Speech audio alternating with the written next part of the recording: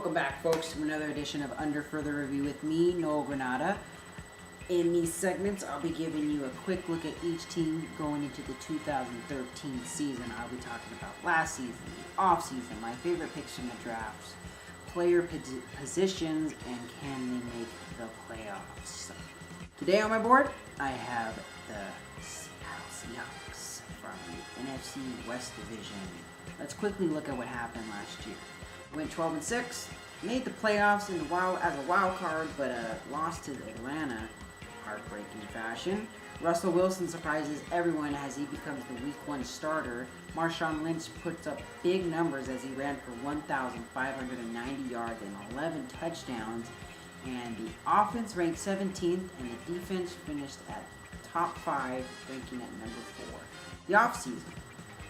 The Seahawks had a title game in their hands, but let it slip away. Only seconds left in the fourth quarter. But going into the offseason, they got a little more stronger and competitive.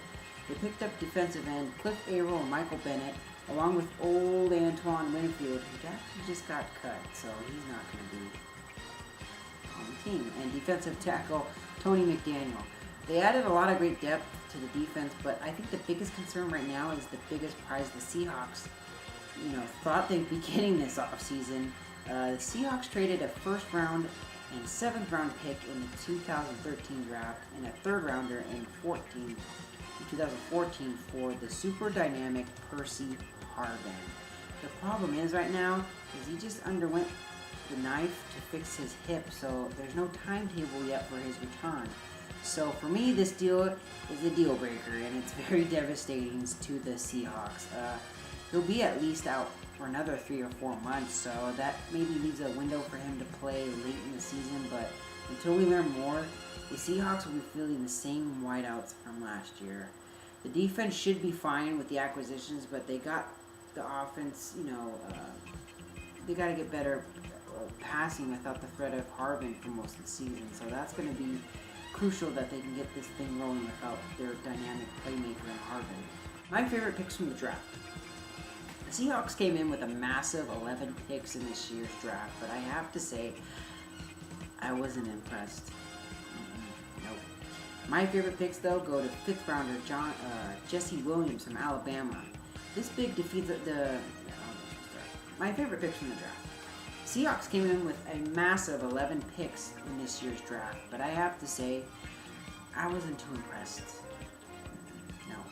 But my favorite pick goes to 5th rounder Jesse Williams from Alabama.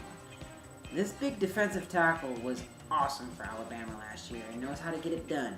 I think he could definitely find somewhere in the D-line to rotate, as he is a really good run stuffer, and he's also quick with his hands. So this one rookie I'll have my eye on, for this year. Player positions. Quarterback. Russell Wilson was absolutely superb and magnificent in his rookie season in the NFL. His stats show that he threw for 3,118 yards with 26 passing touchdowns and 4 rushing touchdowns, which was really good for the fact that this team is first and foremost a running offense. The 10 interceptions is a little worrisome for me, but the guy had just flat out brought it to the table and is obviously an upcoming star in the NFL. I saw him make great decisions all year, and with an accurate arm especially, so when he throws deep. I see nothing but improvements for this guy, and this year I'm fired up to see what he'll do for the Seahawks this year. Backups will be Grady Quinn and Josh Portis.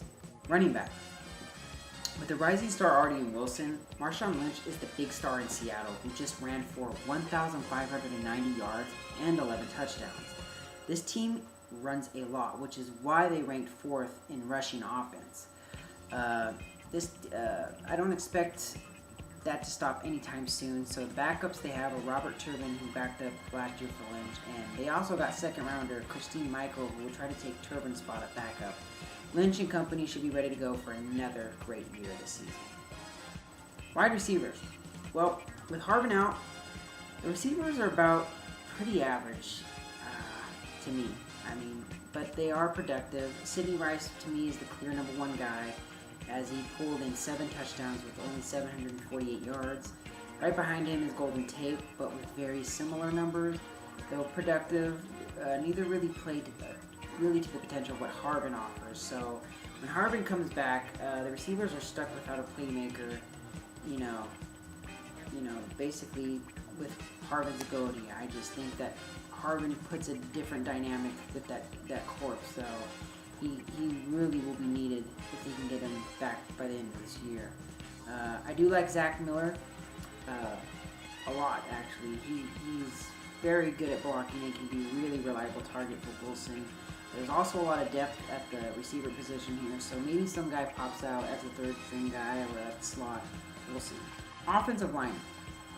Well, one of the big reasons Lynch had a career year was the fact that this line was able to pull through healthy and consistent.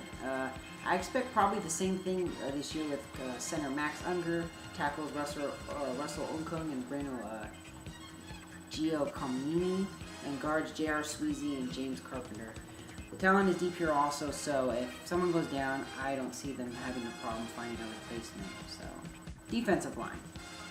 Losing Alan Blanche and seeing how Chris Clemens will return this year from his nasty ACL injury had me a bit concerned, but they went shopping and got Cliff Averill from Detroit and Michael Bennett from Tampa. Players who really produce sack numbers and have a knack of putting pressure on the QB. Bruce Irvin is looking very promising after a solid rookie season, and hopefully Red Bryant will return to his old dominant self soon. Also tackles are Tony McDaniel and Brandon Mebane. This could be very interesting to see how this turns out, and signs pointing positive for this line. So a lot of good things happening here. Linebackers. Now, I think we all know who the star guy is here for Seattle, and that would be Bobby Wagner at middle linebacker. But the outsides were a little bit of concern this year. They didn't really address it well in the draft, as they only drafted a guy in the 7th round in Ty Powell. As far as the outsides look, Malcolm Smith, KJ Wright look penciled in as the starters. But then again, this team runs a lot of nickel packages though, so importantly this unit will need to desperately stay healthy, because I don't see a lot of depth here for them at linebackers. Secondary. Not only is this depth deep with talent, they literally have a monster unit with cornerbacks Rashard Sherman, Brandon Browner, and the safeties Earl Thomas and Cam Chancellor. This secondary is, to me, scary. Very, very scary. I can't believe how well this unit produces, from tackles to interceptions to just pressure on the receivers constantly. So, there's a big reason why they ranked 6th in passing defense last year, and more importantly, first in points allowed with the stunning stat of 15.3. That is very good. To keep teams very low in the points because of their secondary, very good. I wouldn't be surprised if the whole unit makes the Pro Bowl this year. So that's how good they are. Special teams. Well, the Seahawks have a solid kicker in Steve Hushka and punter John Ryan, but I think losing Leon Washington as their returner will really hurt. I say that because Harvin won't be there either, so to fill that void, the Seahawks will have to wait for someone to jump into that role and figure out who can make something happen. Can they make the playoffs?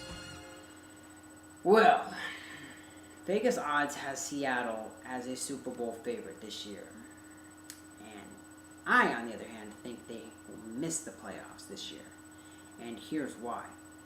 First, let's talk about their schedule. They already play San Francisco twice, along with an improving Rams in St. Louis and Arizona.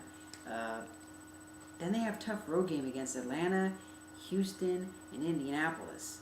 So, they seem to just have a tough schedule to get through for me. Second, I just don't see them winning the division against the 49ers, or making a wild card spot, as there were so many teams on the rise this year that I have taking those wild card spots. So, I mean, for me, my wild cards have to go to the Bears and Tampa. That's just what I'm seeing. So, that really leads me to believe that the only way they bid a spot is to beat the 49ers for the NFC West division. And I just don't see that happening. I know the Seahawks have a great team, and I really, really, really, really could be wrong about this, but I'm just going on my gut, and that's just how I feel.